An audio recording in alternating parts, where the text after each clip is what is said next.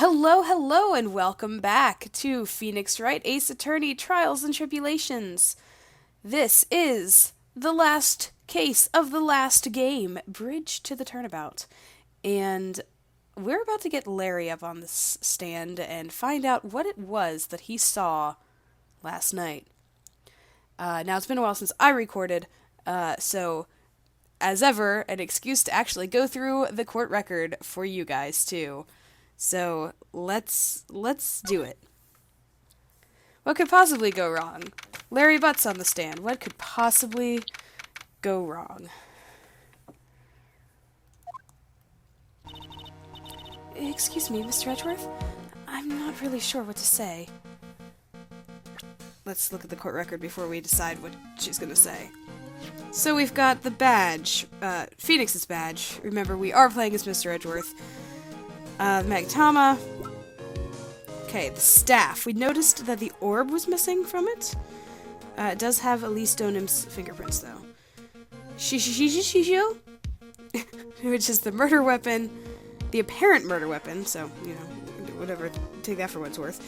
Has the victim's blood and the suspect's fingerprints on it, and I think we established that it was weird based on the testimony, because they said that it was buried to the hilt. And also that it was pulled out, and we were wondering why there wasn't any more blood, and all of that stuff. Hanging scroll of Misty Fae. That was in the, channeling, the training hall. Oh yeah, there it is. Found at the Inner Temple Training Hall. Iris's hood. We used that to prove that she was not wearing it. That was just stupid. That was Larry's blackmail note to try to get her. Or he didn't want to blackmail her. I don't know. Oh, Larry. Here's our map. Of course. And we were using that to determine about the snowmobile, too. And the weather report was determining the snowmobile, because the snow stopped.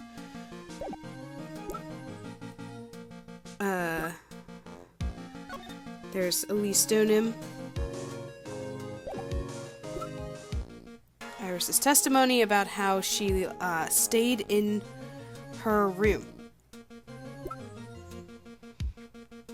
Autopsy report. Body fell 10 feet after death.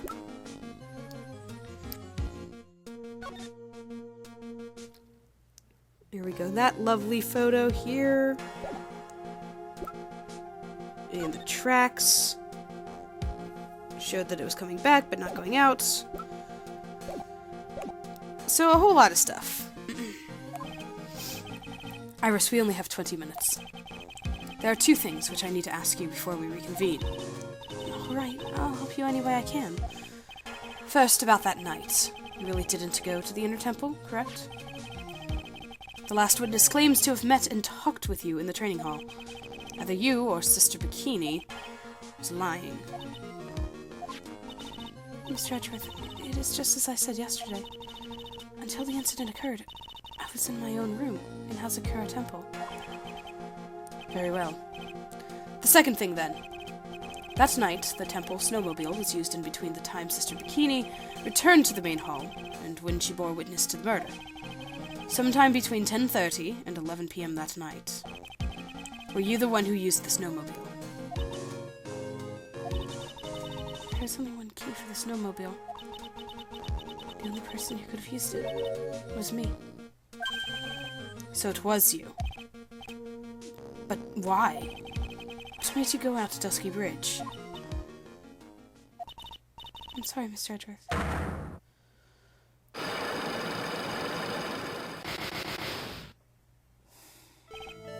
Iris. I can't tell you about that yet. Yet? Not until her safety is confirmed. Her? The safety of the Acolyte. The Acolyte, huh? She must be talking about Maya.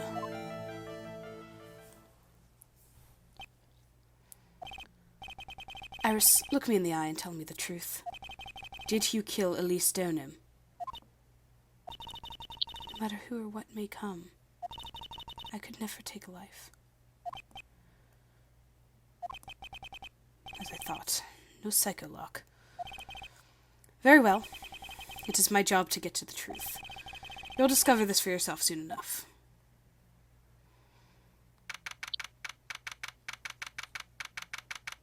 I've never seen a psyche lock in the middle of a court part before. That was fun. Court will now reconvene. Miss Von Karma, where is the witness? During the break, a man was detained for suspicious behavior in the gallery. Suspicious behavior. He was sketching something very intensely. Dare I ask what the witness was sketching when he was detained? He drew a terrifying woman armed with a demonic face and a vicious whip. I can only presume that... Anyway, it's time to drag this pathetic excuse for an artist before the court. Laurie Stoneham, I hope you're ready. Get in here. It would seem that whip is going to see plenty more use today.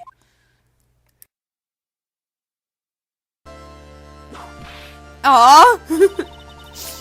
Your sketch is in contempt of this court. Hey, I was just artistic. Ouch! You tried to run away from a bailiff who was trying to hand you your subpoena, correct? Look, I'm nothing but a fledgling artist, training out in the mountains. I'm only down here in the city because I ran out of green paint. Well, to use the technical term for the color, viridian. Larry, this isn't an art store, now is it? I know, I graduated junior high, okay? Look, art is all about working in the fields, isn't it? Working in the fields? I presume he wanted to say field work, I hope. That's it! Thanks, buddy. It's kind of sad that I was able to understand his mangled train wreck of a sentence. I just happened to stop in here and found a wonderful new model. So see, I've got nothing to do with this trial at all. I expect all your faces to be red when you realize this mistake. Bright red! Or, to use the technical term, Crimson Lake.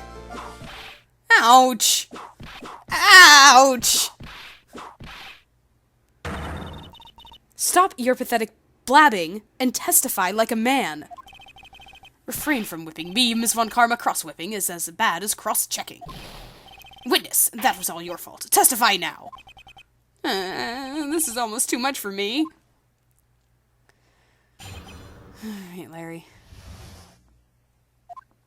I was at that lodge out in the mountains, looking up at the stars that night.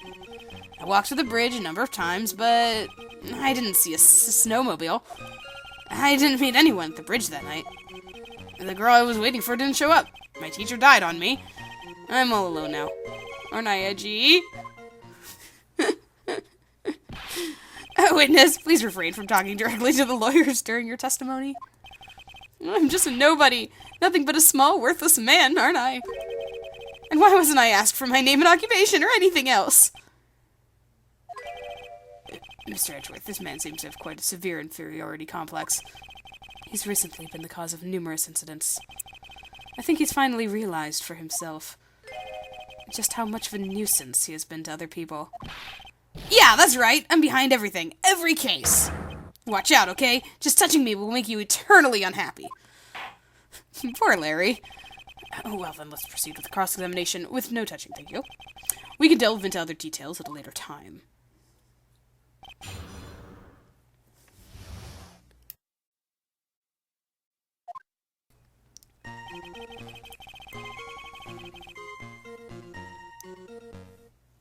I wonder if I should press everything.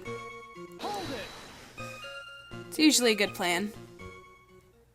Or maybe not. Whatever is the matter, Mr. Edgeworth? This one single statement is so full of contradictions. For a moment there, I thought I was going to collapse.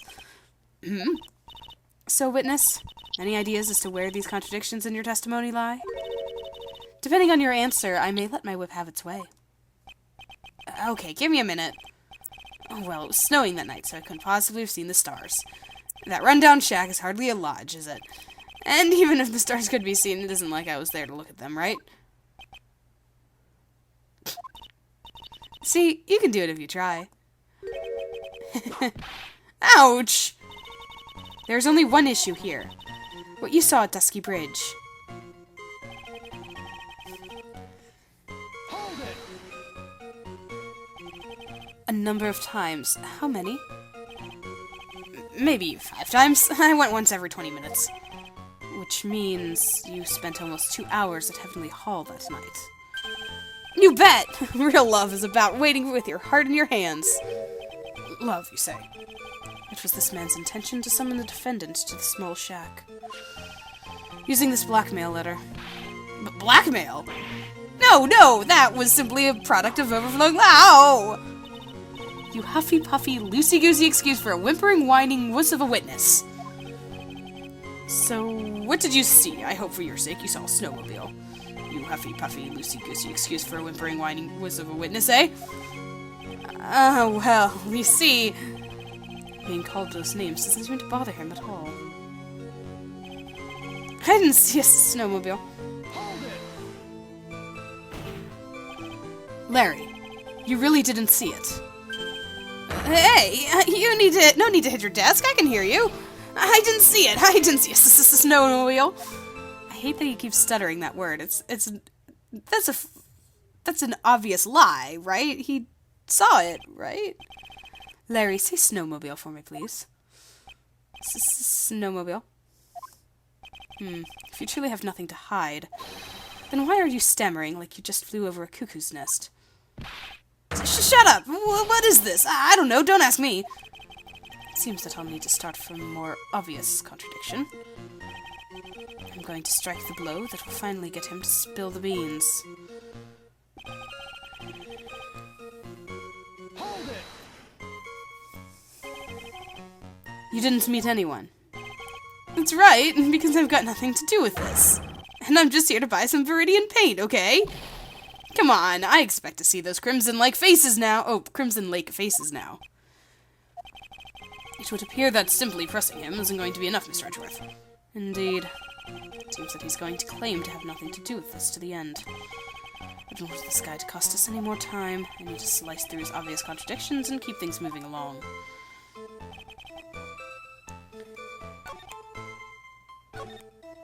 Okay, so the problem is the snowmobile.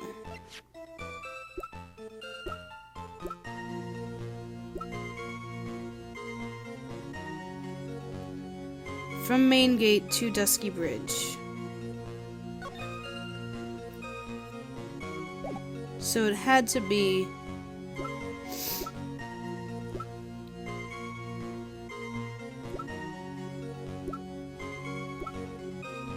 Man, it's been too long. Shoot.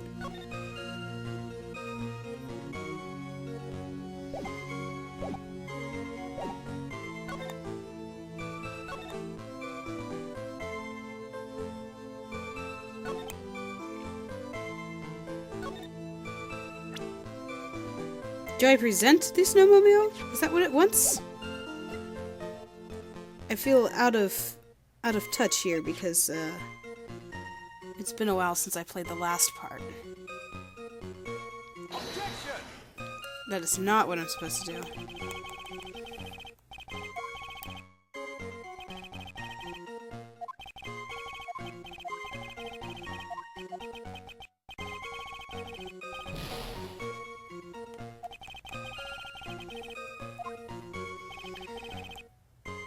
Okay, so the problem is... I walked up to the bridge, didn't see a snowmobile.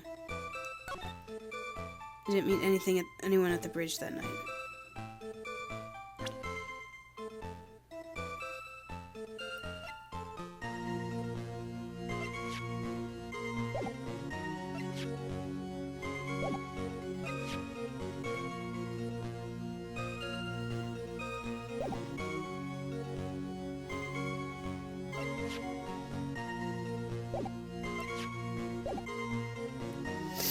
And they already talked about this.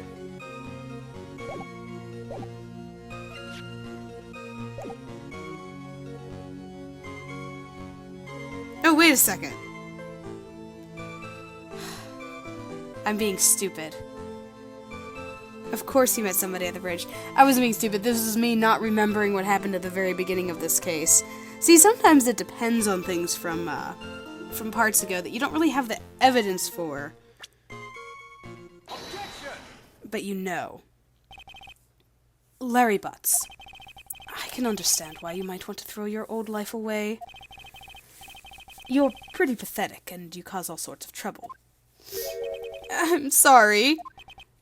But, having realized just how much of a nuisance you have been, that could be considered a step in the right direction. Edgy, are you trying to console me? It certainly doesn't sound that way to me. However, I cannot forgive you for simply turning away from the incidents you create. What? You're totally pinning this on me. Now then, let us talk about the night of the murder. Sister Bikini, after seeing the murder take place, asked Phoenix Wright to report it. Thus, he headed for the public phone by the bridge. There, he happened across a certain nefarious individual. You, Larry Butts. That's right, me in the flesh. Listen carefully, witness. It doesn't matter if you change your name. So long as you remain pretty pathetic, you will continue to cause these incidents. That reality will not change. Wow, thanks, Judgy. But what do you want me to do, then? Larry, what you need to change is your inner self. What you saw that night. Testify truthfully. That's all you can do for now. Gee, I think I've finally woken up. Well, I guess I could still be sleeping. But anyway, I'll do it. I'll testify. Well, I'm not sure this will go especially well. Just do it. I'll ask again then, witness, what did you see on the night of the murder?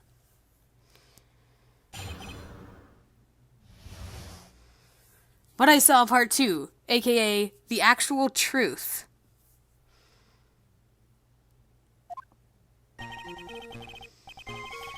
I went to the shack at around 9, so it would have been about 10:30 p.m.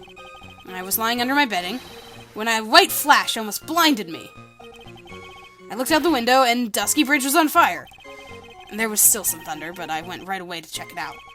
That's when I ran into Nick.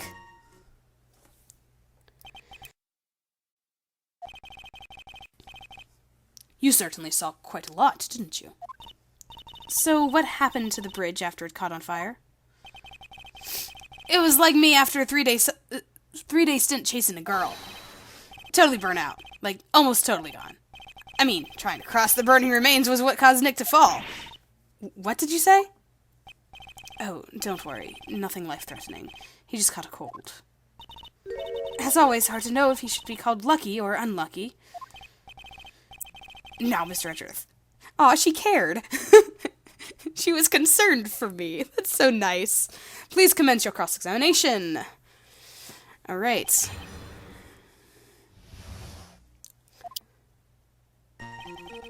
To the shack at around 9, so it would have been down 30. Okay. Timing is important.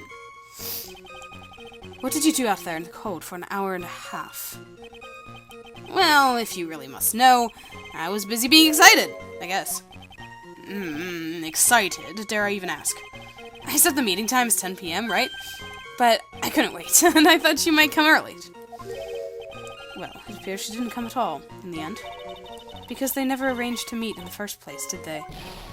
Shut up! Don't go picking my fond memories apart. Anyway, I was getting a little worried. I thought maybe Iris had lost her way. So every 20 minutes or so, I went out to the bridge. But I didn't see anything particularly suspicious. I didn't have anything else to do, so I went back to the shack and waited for her. Alright, that would be the lightning. This light was, of course, lightning! Like, kerpow! Like a slap from Naomi, honestly. A big bada boom. Ah! Or a little like that. That's more like a punch from Miranda. I'm impressed that he remembers all of his girlfriend's names. I mean, you gotta give that at least to him. Witness, did you actually see the lightning hit the bridge? Well, I was a bit startled by the flash of light, so... I looked out the window and Dusky Bridge was now on fire. Okay. Seeing that, what did you do? What do you think? I was burning up as well, from the fire in my heart. And that's why you went to take a look at the bridge?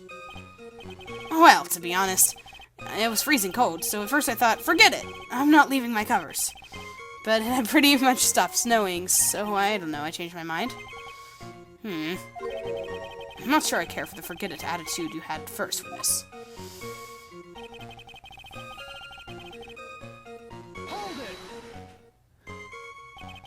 You said right away, but exactly how long after the strike was that? The lightning fell, and then the bridge caught on fire. Maybe around 5 minutes. I mean, I suddenly thought, gotta go check this out. How far is the small shack you were in from the bridge? Hold on. Well, it had pretty much stopped snowing. I guess about a 5-minute walk. And how did Dusky Bridge look when you got there? Like I had recovered a piece of my childhood. I mean, not even the bonfires kids make during school camping trips can compare. Should I press him for a little more info?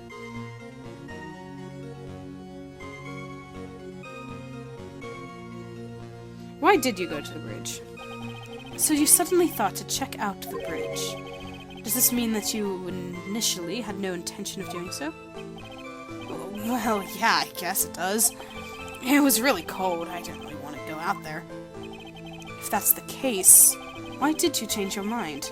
I'd like to hear your reasoning. In which case, please give testimony to that effect, Witness.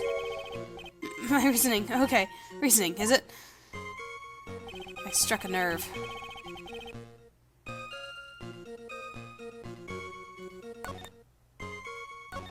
Really?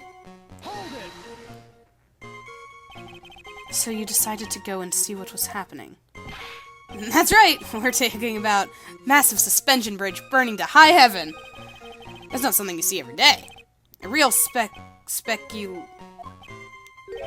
like, really special? I think he was trying to say a real spectacle.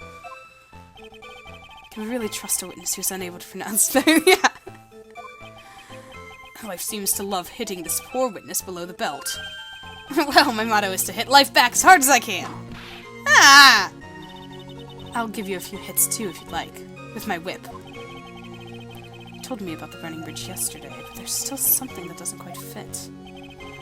It looks like, despite his change of heart, Larry still isn't telling us the whole truth.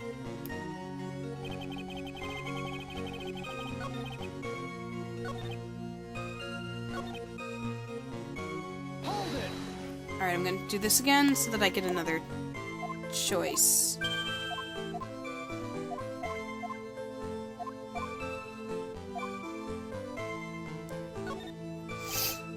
Larry, let me ask you one thing. What is it, Edgy? What's with the serious face? Why didn't you call anyone? Eh? What do you mean? Normally, when faced with a towering inferno, one would try and tell someone. There's a public phone right at Dusky Bridge, correct? Well, of course I thought of doing that. So then, let's hear why you didn't. Yeah, okay, a reason. My reason. It isn't that I didn't try to tell anyone, I just didn't have time to.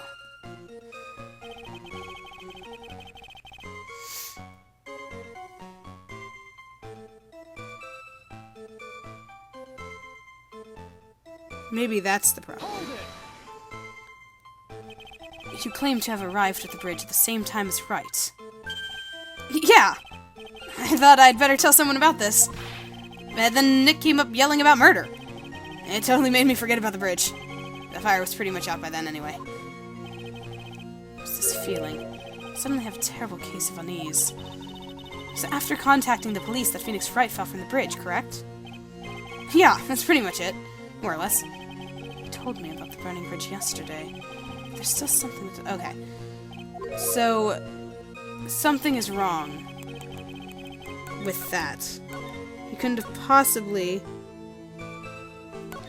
Because he said it was, what, 10:30? 10:35, maybe?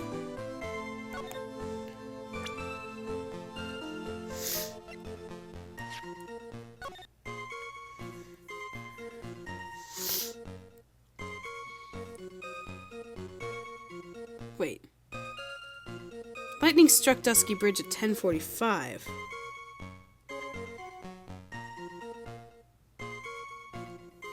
Oh no, he went into the shack at 10:30, and then he laid down in bed. So 10:45, lightning struck the bridge.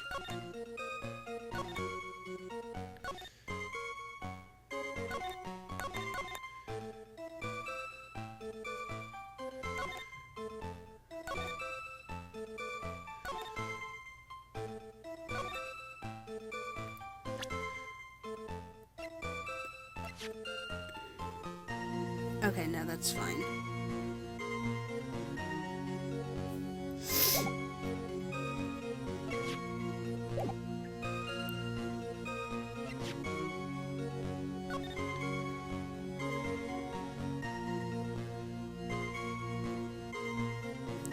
Lightning struck the bridge at 10:45.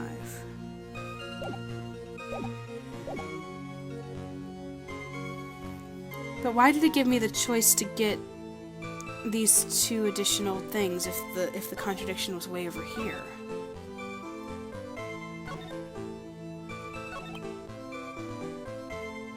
Hold it!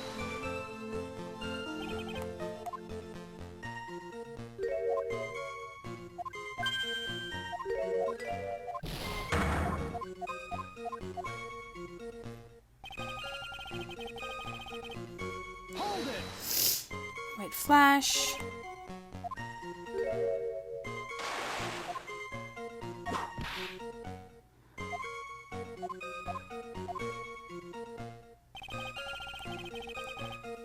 Hold it!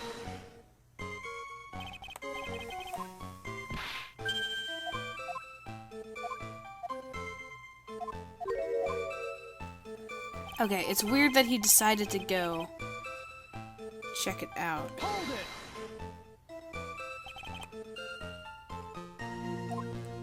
Long after the strike, the lightning fell and the bridge caught on fire, maybe around 5 minutes. Suddenly thought, gotta check this out. Stopped snowing. And it was on fire.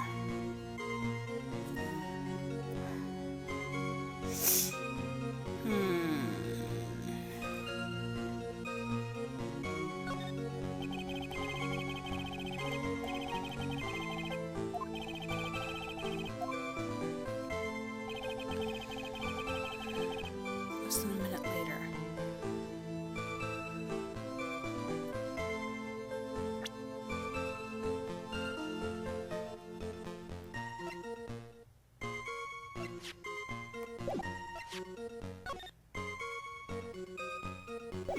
It had stopped snowing.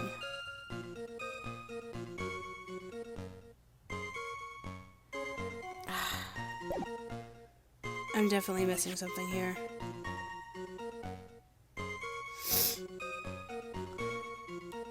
Huh.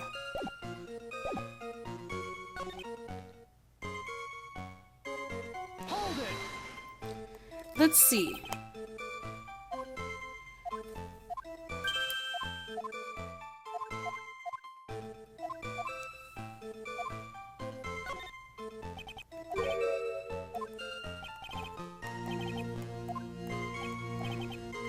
Why did you change your mind? Give you reasoning. That's a stupid reason. Hold it!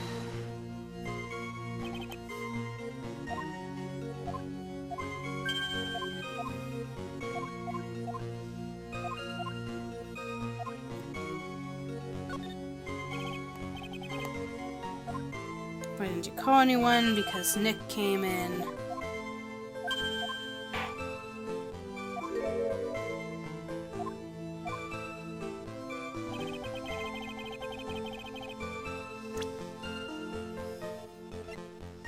This is the problem, right? It has to be.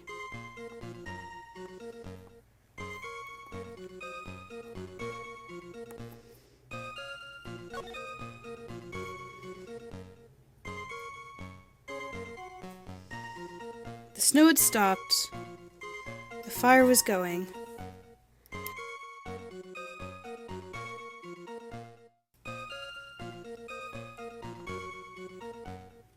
Still feel like his timing is off.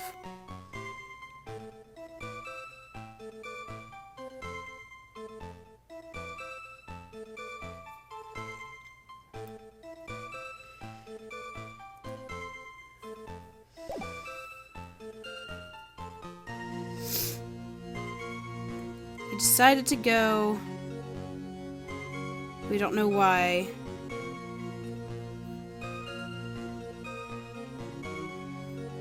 Nick showed up less than a minute later.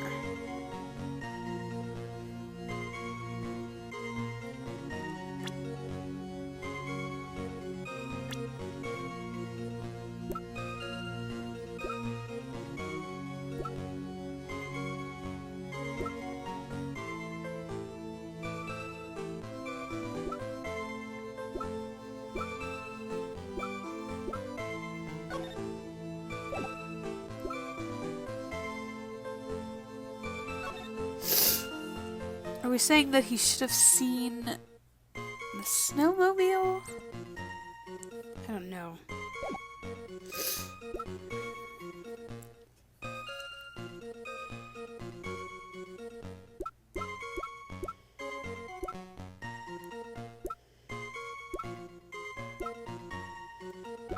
I don't know what it's... I don't...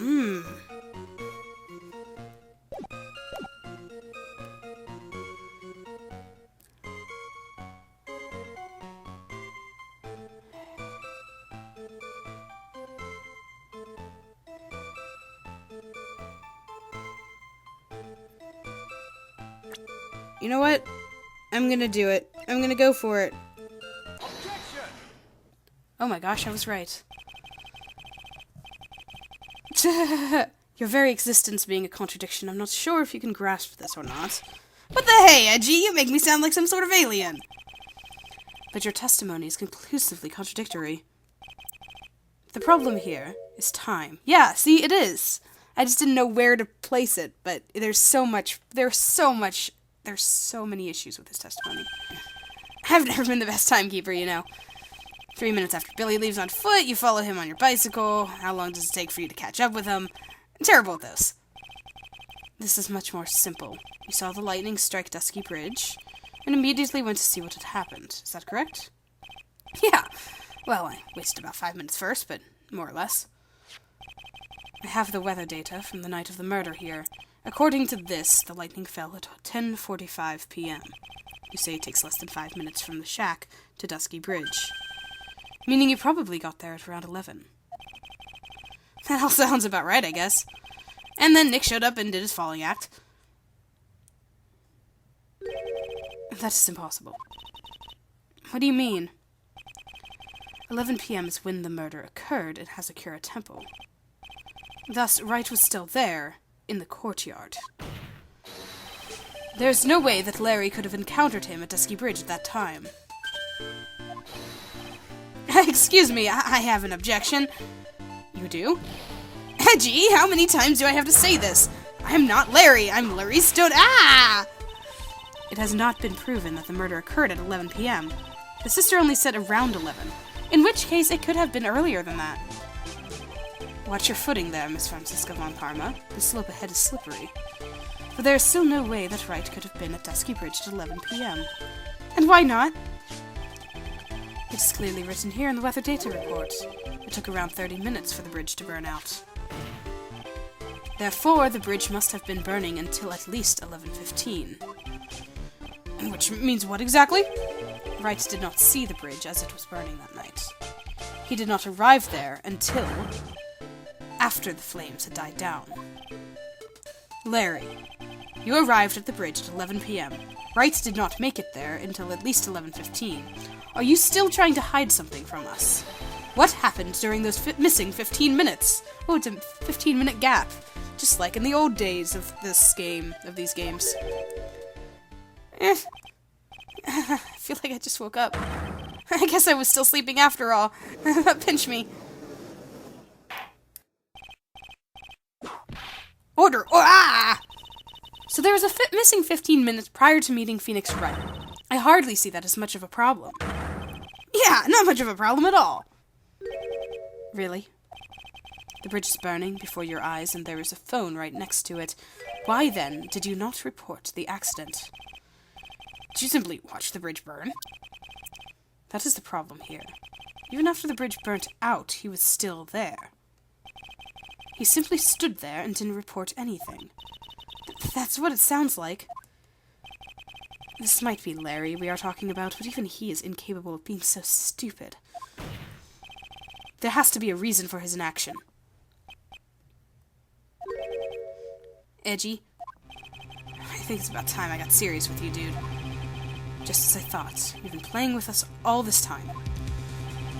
Listen, I'm gonna tell you everything. Are you sure you want to hear it all? Yes. I may really say it at this time. Everything. Ah! Then say it. Very well. I have a terribly bad feeling about this. However, let's have a witness finally give us the whole truth. Now, for this 15-minute gap, what were you doing, witness?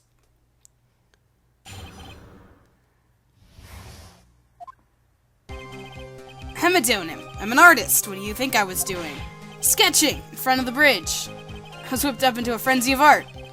The shock and awe that I was feeling, I transferred it all directly onto the page. Before I realized it, the flames had gone out, and then he came running up. That's it? I don't think so. There's gotta be more. I suppose artists can be strange folk. That's right! I'm willing to sacrifice everything in order to draw the perfect sketch. Including the truth, from the sound of it. Mr. Edgeworth, has this removed the last of your doubts? Not at all, Your Honor. One very large doubt still remains. And what would that be? This is a surprisingly believable story, especially considering the source. So why did he think he needed to hide it from us until now? I intend to drag the reason out of him. You'll regret this, Edgy. I love the ziggy-zaggy mouth that he gets here. I'm not responding to that. Hold it! Sketching the burning bridge. The burning bridge and everything that came with it. What came with it? You want to hear this from my lips, do you, Edgy? You'll regret this. That sketch of mine is... Ah! Enough. Just take that ridiculous sketch of yours out already, witness. What are you talking about? I don't know what you mean. That does indeed appear to the fastest solution. I'll leave it to you, Mr. Edgeworth. What should I do? I've got a terrible feeling that this instant the sketch is revealed, the entire world may be changed by what is depicted there. Pursuit of the truth, right? Larry, I wonder if you could show us your sketch, please? Oh, well. Even I couldn't have imagined it turn out like this. Imagined what? That Larry Stoneman's debut will take place here, today, like this? Ouch! Show it, now! Okay, but steel yourselves. This is the world of Larry Stoneham.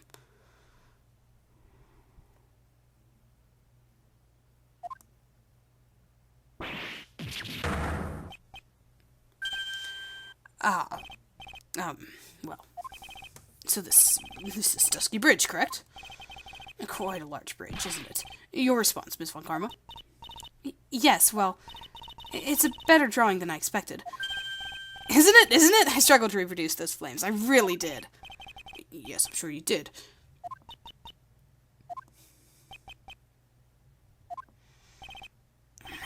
This is going to get ugly.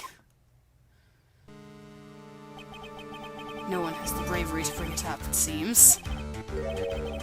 This mysterious flying object. Larry.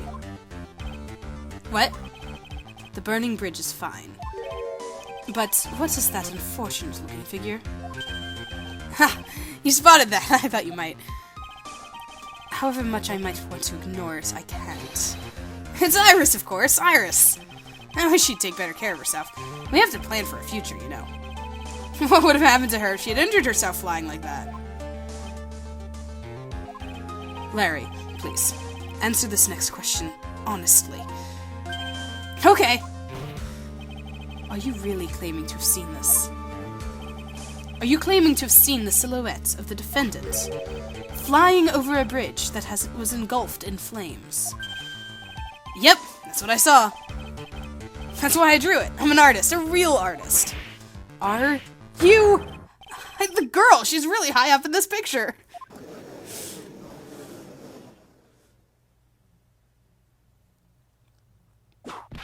Ah! What was that for? This is all a bad dream.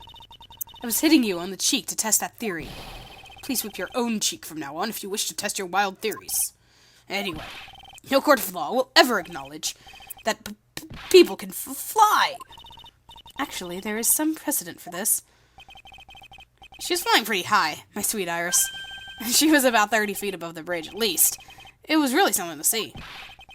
This has to be some kind of mistake. Mr. Edgeworth, please bring the witness back down to earth. What? Me? This witness is your friend, is he not? Accessory to foolishness, smiles Edgeworth. Let's get back to the cross-examination, by force if necessary. Mr. Edgeworth, I expect you to expose the obvious contradiction here. Yes, Your Honor. Looks like I've got another reason to remember this moron. Well, what did you think about my debut piece? Get that thing away from me. Okay, well that's fun. Now hurry up and cross-examine him. Okay, I'm gonna have to use his painting, sorry, his sketch.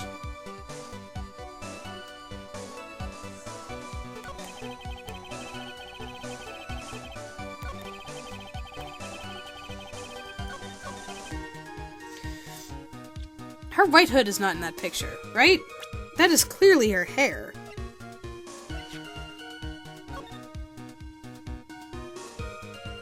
I guess it could be her hood.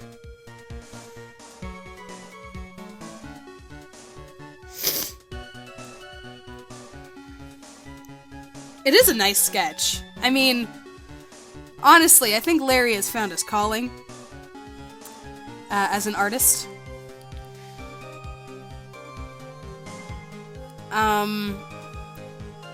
I don't know how many times I have to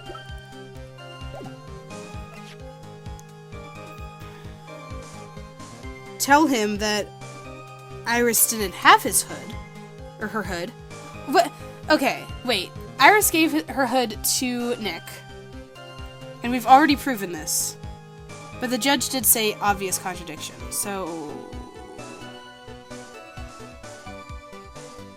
Do I present it, or is it old news? Okay, I present it. It's not old news. Don't doubt yourself. Larry, what did you really see that night?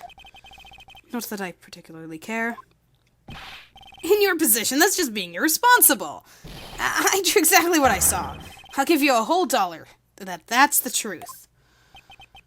If that is truly the case, then there's one thing that we can say for certain. What might that be? That the person who flew over the bridge could not have been the defendant Iris. What? What do you mean? I don't understand. Yeah! A foolhardy folly of a foolish statement by an equally foolishly foolhardy fool. How exactly can you make this claim? Tell us, Larry.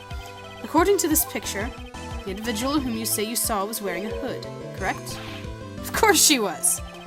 That rundown shack is quite away from the bridge. The hood was what told me that this floating angel was my Iris. Hood is my darling Iris, and Iris is my darling hood. Ah! It seems there are bigger fools in this world than the one at the defense's bench. Larry, there's something you need to be made aware of. On the night of the murder, Iris wasn't wearing her hood. She had given it to Wright as a gift. Are you going to change your story now? Perhaps suggest it was Wright who took flight? What are you talking about? I think you understand what I mean just fine. Why did Nick have Iris's hood? Edgy! What's going on with Iris and Nick? Why, you Nick! You dog! Oh gosh. Try to stay focused, Larry. This is important. I do believe that this unbelievably mysterious sketch is destined to disappear, discredited, and discarded straight into the garbage.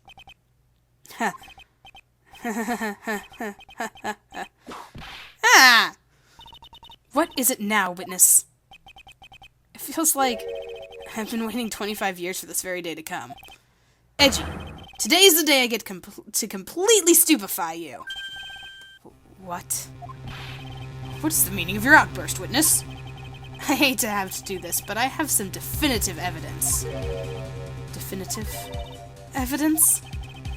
Iris did indeed come flying over the burning bridge, and I, Larry Stoneham, shall prove it.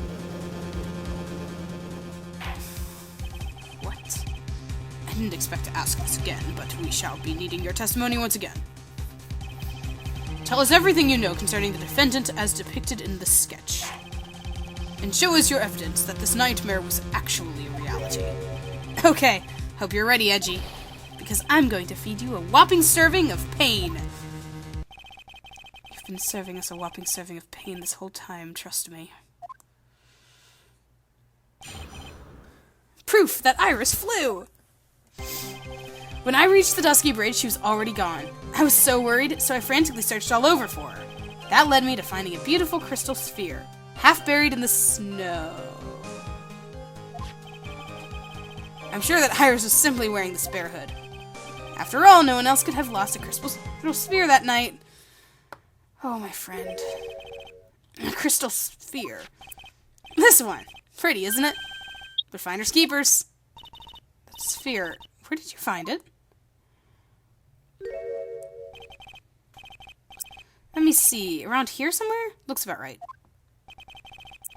And it was half buried in the snow. It had pretty much stopped snowing by then.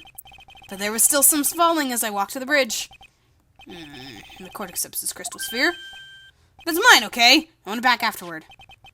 There's something on it, isn't there? Oh my, it's a bloodstain. What? A bloodstain? You ready, Edgy?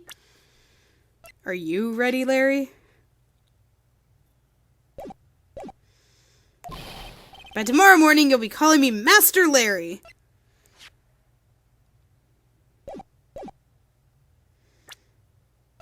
Is where he found it now on the map? Because that would be cool. Yeah. Cool. Alright. So I feel like that might be important later. Yeah, I like the sound of that. No one's going to push me around anymore. Didn't you want to be called Larry Stoneham only a few minutes ago?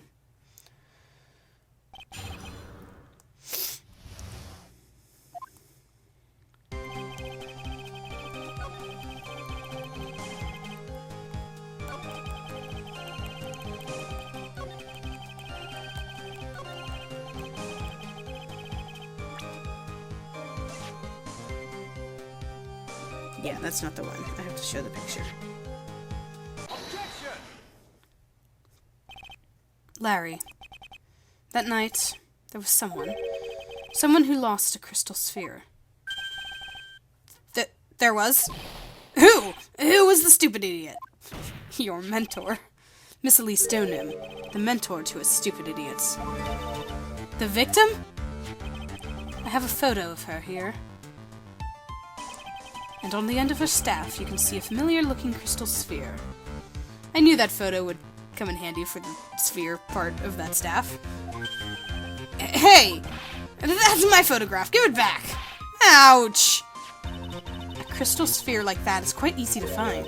I have one just like it on my brooch. They look nothing alike. In any case, please take a look at this. This is the victim's staff, found at the scene of the crime. The crystal sphere is gone. What? What? What? What? What? Just what does this mean? If anyone jumped or flew across the bridge that night, it certainly was not Iris. After all, she was not wearing her hood. More importantly, the crystal sphere found at the landing site was not hers either. Either. That means the one who flew, and dropped the sphere was the victim, Miss Lee Stoneham. A fool alongside another fool on a fool's errand to reach a foolish conclusion. First of all, this sketch, which I prefer to call a scribble, is ridiculous. People cannot fly, thus it is rejected. You can't do that! I saw it with my own 2 eyes! And this crystal sphere, this is nothing more than a red herring. Red herring. You honestly believe that? Give it some thought, and I'm sure you'll realize it as well, Miles Edgeworth. Lee Stoneham was in her room on the night of the murder. There was no reason for her to go to Dusky Bridge. Therefore, this sphere cannot be related to this case. That is all. Miss Francisca von Karma. The only people who will accept that explanation are scatterbrains and clowns. Why are you pointing at me? The victim's crystal sphere was found near the bridge on the night of her murder. Yet you expect us to believe that this has nothing to do with the case? Not to mention it's covered in blood. That crystal sphere, it was probably thrown away at the bridge after the murder. After the murder?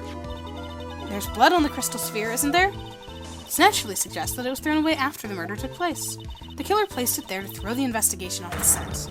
The same reason that he drew that ridiculous sketch.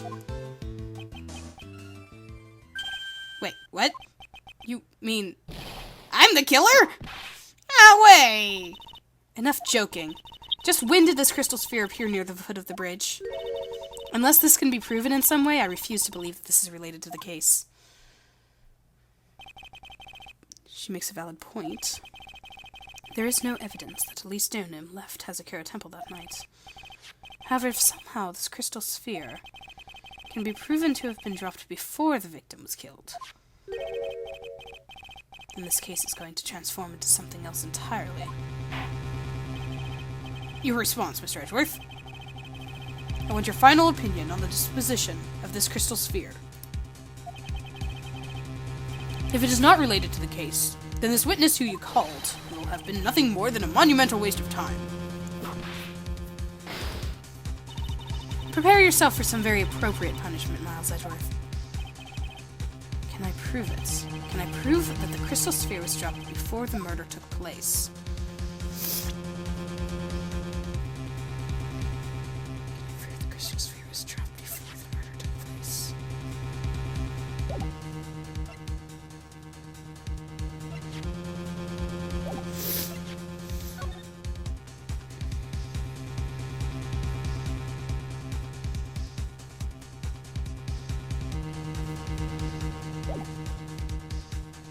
It's not giving me a health bar.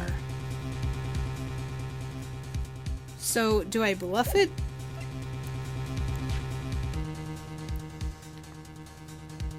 It has blood on it. It couldn't have happened before the murder took place. It has blood on it.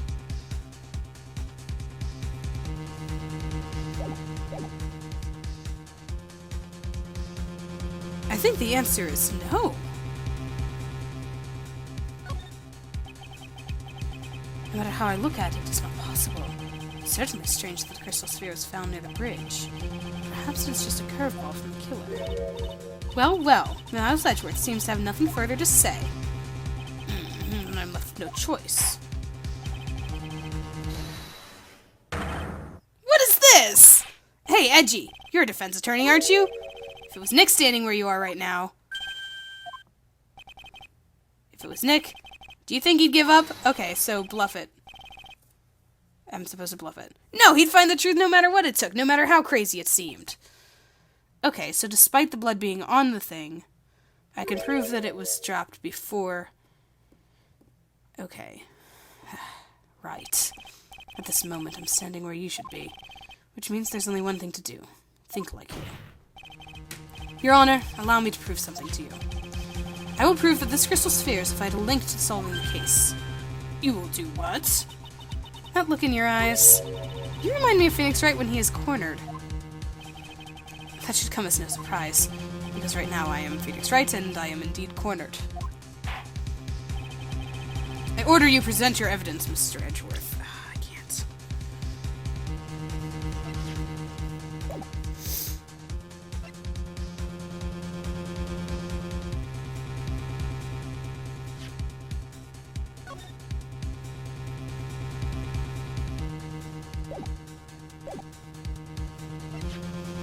It was buried in the snow, right?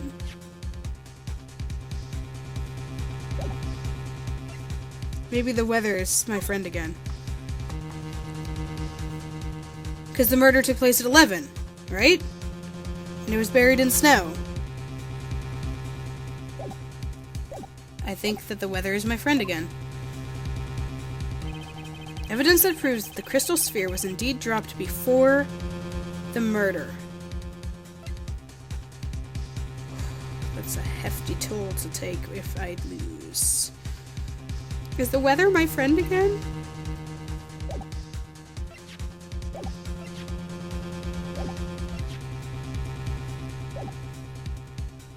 Why did it show me that picture? That's weird. Take that! Your response, Miss Von Karma?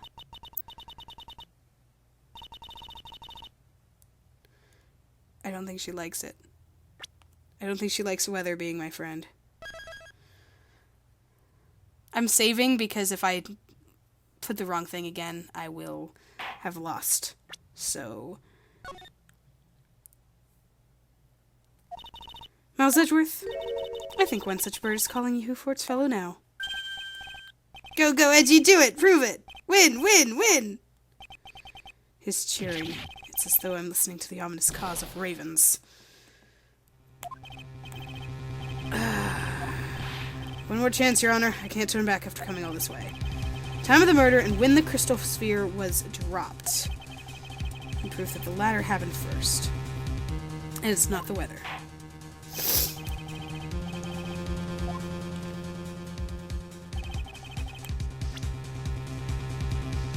Is it the sphere? Because it was covered in snow? Oh, okay. Alright, fine. It was half buried in the snow, correct? The point was there. I had multiple options to prove my point. Thank you, game. This crystal sphere, it was half buried in the snow, correct? That's right. If it hadn't stopped snowing, then it would have been game over. Snow would have totally covered it. That's all I needed to hear from you, Larry. Your testimony makes one thing quite clear. What? When the crystal sphere was dropped, it was snowing, even if it was ever so slightly. Snowing. On the other hand, let us look at the scene of the murder. As proven earlier today, there is no snow on the victim's body. Again, point made with the weather, but I guess it wanted it with the actual objects. Ah! Therefore, the crystal sphere must have been dropped before the murder. What? Squeaking by. Order, order, order. On the night of the murder, the victim did indeed go to Dusky Bridge, and there, something occurred that caused this crystal sphere to come loose. What could that have been? This sphere, there's some blood on it, isn't there? Allow me to raise a certain possibility at this junction. The real crime scene was near the foot of Dusky Bridge. Objection! The murder didn't take place in the Hazakura Temple courtyard. Only a fool would suggest such a foolish piece of absolute foolishness. Just who is the fool? And which part is so foolish, Miss Von Karma? Have you been paying any attention this whole time, Miles Edgeworth? The sister saw everything. She saw the victim being killed by the defendant in Hazakura Temple courtyard. That's not exactly true, now is it? To put it more precisely, what she saw was the murder weapon being removed from the victim's body. That's the same thing! No, it isn't. You said it yourself. Very little blood is actually lost at the moment of a blade's insertion. You want to talk about when the most blood would be lost from a body? That would be when the blade is removed. If that statement is the truth, then Dusky Bridge could very easily be the scene of the murder. The murder weapon was not removed, thus there was no bleeding. You are forgetting one vital thing, Miles Edgeworth. At least Donim's body was found in Hazakura Temple. On foot, it takes 15 minutes to travel from Dusky Bridge to Hazakura Temple. You mean to suggest someone carried the body all that way? No, actually. I've made it this far. The only place to take this is the end. I just need to prove the possibility it happened as I presume. Now, if the defense is ready, the court would like to have an explanation. Please show us the method by which the victim's body was carried to Hazakura Temple. With pleasure. Take that! On that snowy night, there is one way that a body could have been moved. The snowmobile. Ah! As we know, the snowmobile was used that night.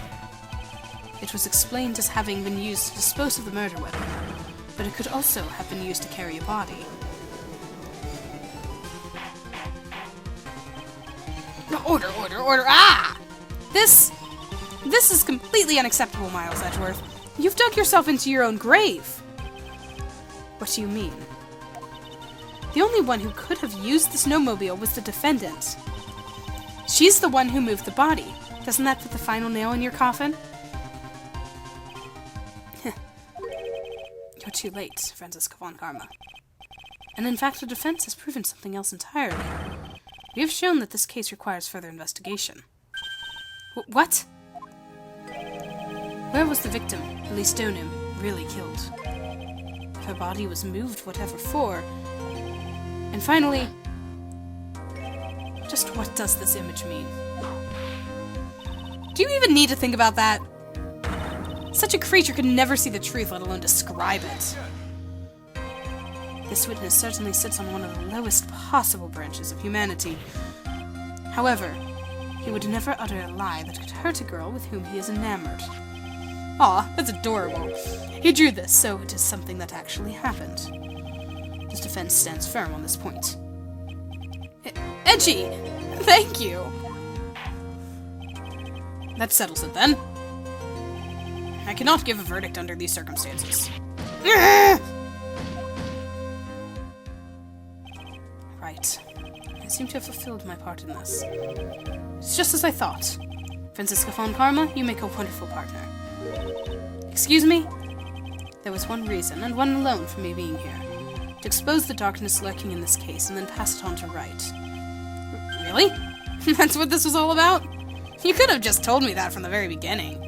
I wouldn't have had Franzi whipping me. Ah!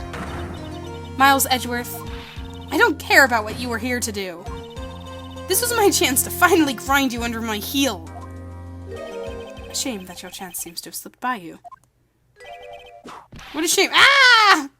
Franzi, this is all your fault. Such a terrible witness. Such an affront to all of what I stand for, I think is what she said. Poor Larry. I demand satisfaction! Ouch.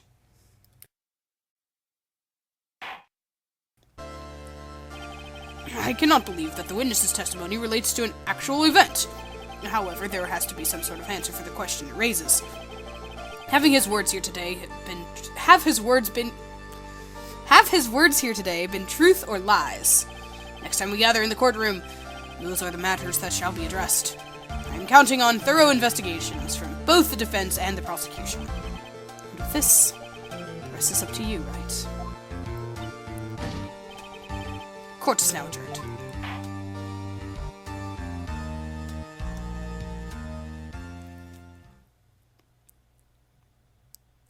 And we pass the torch on back to Nick to finish out the second half or whatever of this case. Yeah, this case gets really weird and confusing. And, what's going on? Larry's sketch, though. That was, it was great. It's great. The fire, fantastic. Really, really well done. And I love how it glowed, or the image of, who he thought was Iris, but we're saying was not, was like glowing in the firelight too. I am distracting from the actual, case itself. I have nothing to say. We're gonna pass it on to Phoenix Wright. We're gonna get back to wandering around and investigating. Hopefully finding Maya across the way. Maybe something can be done to get to her. And seeing what else is going on. Because this case gets weird, but thus is the way here. Final battle, final boss, final level, whatever you want to call it. I'll talk to y'all next time.